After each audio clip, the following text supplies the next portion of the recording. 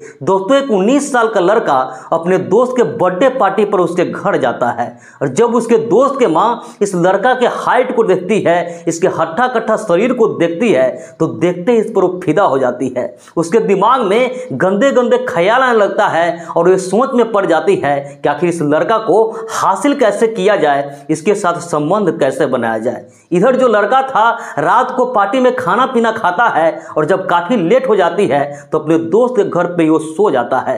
लेकिन अगले दिन जब सुबह होती है वो लड़का वहां से वापस अपने काम पर जाता है। उसके थोड़ी ही देर बाद इस लड़का के मोबाइल में एक मैसेज आता है और जो उस मैसेज को पढ़ता है उसमें जो लिखा हुआ था उस चीज को देखता है तो इस लड़का के पैरों के नीचे से जमीन खिसक जाती है। वो इतना डर जाता है कि उसे समझ में नहीं आ रहा था कि उसके साथ क्या हो गया, अब वो करे तो क्या करे। वाकई में दोस्तों आज की जब आप घटना सुनेंगे तो कहीं ना कहीं सोचने पे मजबूर हो जाएंगे कि एक 45 साल के महिला के हवस मिटाने के चक्कर में न कि एक निर्दोष व्यक्ति का कत्ल हो जाता है बल्कि कई लोगों का जिंदगियां भी बर्बाद हो जाती है।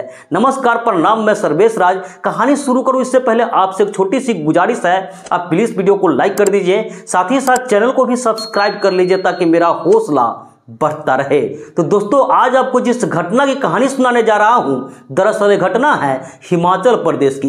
हिमाचल प्रदेश के ही छोटे से गांव में एक महिला रहा करती थी जिसका नाम था शीला और उसकी उम्र अभी 45 साल थी। दोस्तों जो शीला थी वो देखने में बेहद ही खूबसूरत, बहुत ही ज्यादा हॉट थी। वो इतनी खूबसूरत थी कि कोई भी मर्द उसे देख ले तो देखते ही उस पर वो फिदा हो जाए। उधर जो महिला थी उसका पति आज से 4-5 साल पहले कैंसर की वजह से इस दुनिया को छोड़कर जा चुके थे और इसके बाद से उसका एक इकलौता बेटा था, उसी के साथ वो रहा करती थी। उसका जो बेटा था उसका नाम तरुण था और तरुण एक फैक्ट्री में मेहनत मजदूरी करता था और उसी जो पैसा आता था उसी से लोग का परिवार चल रहा था। उधर जो तरुण था जिस फैक्ट्री में काम करता था उसी फैक्ट्री में एक रोहित नाम के लड़के से उसका दोस्ती हो जाती है। उस दोनों को दोस्ती इतना गहरा हो जाता है कि दोनों एक दूसरे से सारी बातें शेयर करने लगता है, दोनों एक दूसरे का सुख दुख में साथ देने लगते हैं। और इसी तरीके से दोस्तों कुछ दिन का वक्त बीतता है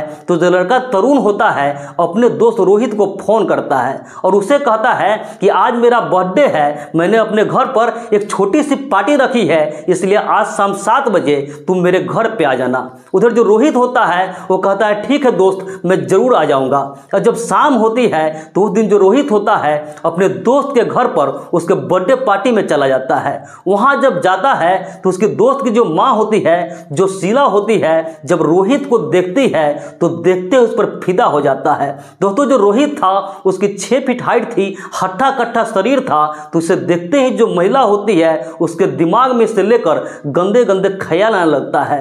वो इस सोच में पड़ जाती है कि इसे हासिल कैसे किया जाए, इसके साथ संबंध कैसे बनाया जाए। इधर जो रोहित था अपने दोस्त के साथ वो पार्टी में खाना पीना खाता है और खाना पीना खाने के बाद बाकी बहुत सारे जो गेस्ट आए हुए थे वापस अपने घर चले जाते हैं। इधर जो रोहित होता है तरुण से कहता है कि मेरा घर यहाँ से दूर है, रात भी हो गई है, रास्ता भी ठीक ठाक नहीं है, अगर मैं इस समय अपने घर पे जाऊंगा तो मेरे घर वाले मुझे डांट लगाएगी और वैसे भी मुझे अकेले जाने में डर लगता है। अब जैसे ही इस बात को तरुण सुनता है अपने दोस्त रोहित से कहता है कि यार तुम मेरा दोस्त हो, मैं तुम्हारा दोस्त हूँ, अगर मेरा घर है तो तुम्हारा भी घर है, आज की रात तुम यहीं रुक जाओ, कल सुबह होगी तो हम दोनों यहीं से फैक्ट्री में काम पर चले जाएंगे। अब जैसे इस बात को रोहित सुनता है वो काफी खुश हो जाता है और अपने दोस्त तरुण के घर पर रहने के लिए तैयार हो जाता है। रात के 11 बजे के आसपास उसकी जो माँ होती है शीला दोनों को अलग अलग कमरे में बिस्तर लगा देती है और दोनों अलग अलग कमरे में जाकर सो जाता है। लेकिन इसके बाद दोस्तों जब अगले दिन सुबह होती है, दिन का तकरीबन 10 बजता है, तो दोनों दोस्त यानी कि रोहित और तरुण वहीं से फैक्ट्री में काम पर चला जाता है। वहां पर जब काम कर ही रहा होता है कि लगभग 12 बजे के आसपास जो रोहित होता है इसके मोबाइल पर एक मैसेज आता है। उस मैसेज को पढ़ता है तो उसमें लिखा हुआ था कि तुम्हारे मोबाइल पर मैंने 2 वीडियो भेजी हूं, उस वीडियो को देख लो और तुम मुझे वापस फोन करो। अब जो लड़का रोहित होता है उस वीडियो को डाउनलोड करता है और जैसे उस वीडियो को देखता है इसके पैरों के नीचे से जमीन खिसक जाता है। वो काफी डर सा जाता है और उसके दोस्त की जो माँ होती है शीला उसे फ़ोन करता है और उसे कहता है आपने मेरे साथ ऐसा क्यों की, आखिर आप चाहती क्या हो। उधर जो शीला होती है इस लड़का रोहित को कहती है कि दरअसल तुम मुझे बहुत पसंद आ गए हो, देखते ही मैं तुम पर फिदा हो गई हूँ, इसलिए मैं चाहती हूँ कि तुम मेरे घर पे आ जाओ और जैसा जैसा मैं कहती हूँ वैसा वैसा तुम मेरे साथ करो। अगर तुम नहीं करोगे तो जो तुम वीडियो देख रहे हो उस वीडियो को मैं वायरल कर दूंगी, मेरी तो बदनामी होगी ही होगी, साथ साथ तुम भी किसी को मुंह दिखाने के लायक नहीं रहोगे, तुम्हारी भी इज्जत चली जाएगी। अब जो रोहित होता है वो काफ़ी ज़्यादा डर सा जाता है, क्योंकि दोस्तों उस वीडियो में जब रोहित अपने दोस्त के घर पर सोया था तो उसी बिस्तर पर उसकी माँ भी सोई हुई थी और दोनों एक दूसरे के साथ अश्लील हरकत कर रहे होते हैं। ये सारी चीज़ें देखने के बाद रोहित को समझ में नहीं आ रहा था कि अब करे तो क्या करे। इसके पास सिर्फ एक ही ऑप्शन था, अपने दोस्त के माँ का बात मान लेना। उसे वो कहता है ठीक है, आप जो भी कहती हो मैं करने के लिए तैयार हूँ। इसके बाद दोस्तों उसके दोस्त की माँ जो शीला होती है इस लड़का को कहती है कि तुम फैक्ट्री से छुट्टी ले लो, अभी कभी मेरे घर पे आ जाओ। अब जो लड़का रोहित होता है फैक्ट्री से छुट्टी लेता है और छुट्टी लेकर अपने दोस्त के घर पे चला जाता है। उसको जाते ही वो जो महिला होती है शीला बहुत ही ज़्यादा खुश हो जाती है और इस लड़का को लेकर एक कमरे में चली जाती है।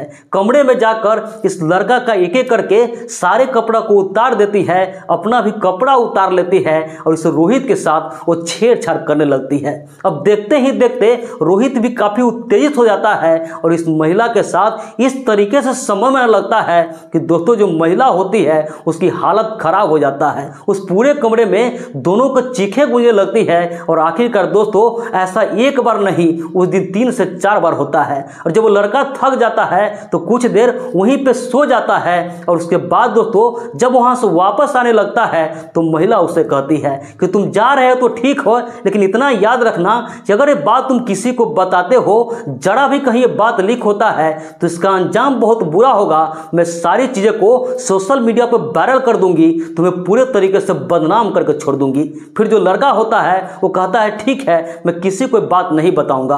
अब जो रोहित होता है वापस अपने घर पे चला जाता है। वो काफ़ी मायूस सा रहने लगता है, वो खाना पीना भी कम खाता था, उसे बिल्कुल भी मन नहीं लग रहा था। उसे इस बात की चिंता सता रही थी कि अपने दोस्त की माँ के साथ मैंने क्या कर रहा हूँ, अपने दोस्त के साथ मैं गद्दारी कर रहा हूँ। लेकिन उसे कोई ऑप्शन नहीं था, वो जो भी उसकी माँ कहती थी उसे मजबूरी थी कि सारी बात उसे मानना ही पड़ता था।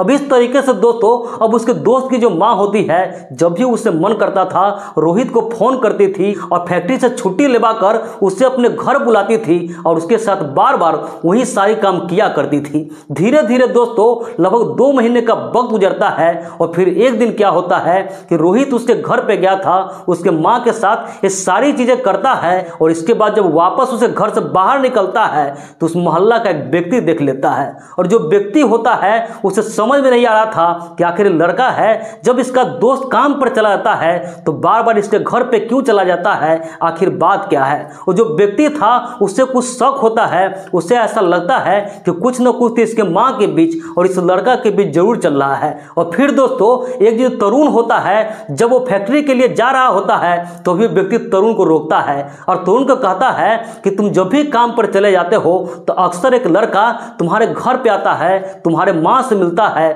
और बहुत बहुत देर वो तुम्हारे घर पे ही रहता है। फिर जो तरुण होता है कहता है कि कौन लड़का है, क्या आप उसे पहचानते हैं? तो व्यक्ति कहता है कि मैं पहचानता तो जरूर हूँ लेकिन उसका नाम नहीं जानता हूँ, मैं कई बार उस लड़का को तुम्हारे साथ भी देखा हूँ। अब जो तरुण होता है उसे समझने में देर नहीं लगती है कि हो न हो मेरा जो दोस्त रोहित है ये रोहित ही हो, लेकिन वो सोच में पड़ जाता है कि आखिर मेरे जाने के बाद वो मेरे घर पे क्यों आता है और मेरे माँ के साथ इतना देर तक वो क्या करता है। और फिर इसके बाद वो भी इस प्लान में लग जाता है कि आखिर किसी तरीके से एक दिन रंगे हाथ पकड़ना होगा, पता करना होगा कि आखिर जो मेरा दोस्त रोहित है वो मेरे घर पे क्यों जाता है, मेरे माँ के साथ क्या करता है। और इसी तरीके से अब जो तरुण होता है रोहित जब भी फैक्ट्री से बाहर निकलता था तो उस पर वो ध्यान देता था, उसका पीछा करता था। और फिर एक दिन क्या होता है कि जो रोहित होता है उसके दोस्त की माँ जो शीला होती है फिर से रोहित पर फोन फ़ोन करती है और रोहित को फैक्ट्री से छुट्टी लेकर अपने घर पे बुलाती है। अब जैसे ही वो फैक्ट्री से छुट्टी लेता है और फैक्ट्री से बाहर निकलता है, इधर जो तरुण था वो भी उस पर ध्यान दिया ही था, तो भी फैक्ट्री से छुट्टी लेता है और रोहित का पीछा करता है। फिर देखता है कि जो रोहित है वो उसके घर पे ही जा रहा है और जब वो तरुण के घर पर चला जाता है तो तरुण कुछ देर घर के बाहर ही रहता है, लेकिन कुछ देर बाद वो जब घर पे जाता है और अपने माँ के कमरे के पास जाता है तो उसके माँ के कमरे से कुछ अजीब सी आवाज़ें आ रही थी। उस आवाज़ को सुनकर ये समझ जाता है कि दोनों के बीच में क्या चल रहा है, क्योंकि दोस्तों उस समय उसके जो माँ होती है और उसका दोस्त रोहित होता है, दोनों संबंध बना रहा होता है और दोनों को चीखने चिल्लाने की आवाज़ कमरे से बाहर तक आ रही थी। अब जो तरुण होता है अचानक से दरवाजा को खोल देता है और दोनों को आपत्तिजनक हालत में रंगे हाथ पकड़ लेता है। ये देखते ही वो काफ़ी गुस्सा हो जाता है और गुस्से में अपने माँ को भी भला बुरा सुनाता है, अपने दोस्त को भी भला बुरा सुनाता है, अपने माँ को कहता है कि आपको शर्म नहीं आई मेरे दोस्त के साथ इतना गंदी हरकत करते हुए। इधर जो उसका दोस्त होता है उसे भी बहुत भला बुरा सुनाता है। उसका दोस्त कहता है कि यार इसमें मेरी कोई गलती नहीं है, सारी गलती तुम्हारी माँ को है। लेकिन दोस्तों तरुण था वो कहाँ सुनने वाला था, वो इतना गुस्सा था कि रोहित का कोई बात नहीं सुनता है और गुस्से में आकर उसके बगल में कुल्हाड़ी होता है, उस कुल्हाड़ी को उठाता है और रोहित के सर पे वार करने लगता है। उस पर लगातार कई बार करता है। रोहित जो होता है उसके सर से खून बहने लगती है, वो धड़ाम से नीचे गिर जाता है और मौके पर ही उसकी मौत हो जाती है। अब उसके दोस्त की जो माँ होती है जब देखती है कि रोहित नीचे गिर गया, इसकी मौत हो गई है, तो जोर जोर से चीखने लगती है, चिल्लाने लगती है। उसके चीखने चिल्लाने की आवाज़ सुनकर उसके आसपास के लोग आते हैं और इस दृश्य को देखते हैं तो लोगों का होश उड़ जाता है। उस रोहित को लाश कर देकर पुलिस को इसकी सूचना देते हैं। पुलिस वाले होते हैं घटनास्थल पर पहुंचते हैं और जो तरुण होता है उसे गिरफ्तार करते हैं। उसे गिरफ्तार करके थाने लेकर आते हैं और जब उससे पूछताछ करते हैं तो तरुण भी होता है अपना सारा जुर्म कबूल कर लेता है और पुलिस वाले को सारी कहानी बता देता है। फिर जो पुलिस वाले होते हैं तरुण पर आगे कार्रवाई करते हुए उसे जेल भेज देते हैं। लेकिन दोस्तों इस पूरे घटना पर आपकी क्या राय है, आप क्या कहना चाहेंगे, कमेंट करके जरूर बताइएगा। बाकी इस पूरे घटनाक्रम सुनाने का उद्देश्य किसी के भावनाओं को आहत करना नहीं था, किसी का भी दिल दुखाना नहीं था, बस समाज में ऐसी घटनाओं से केवल आपको जागरूक करना था, सतर्क करना था। तो मिलते हैं ऐसे किसी नेक्स्ट वीडियो में, जब तक के लिए जय हिंद, वंदे मातरम।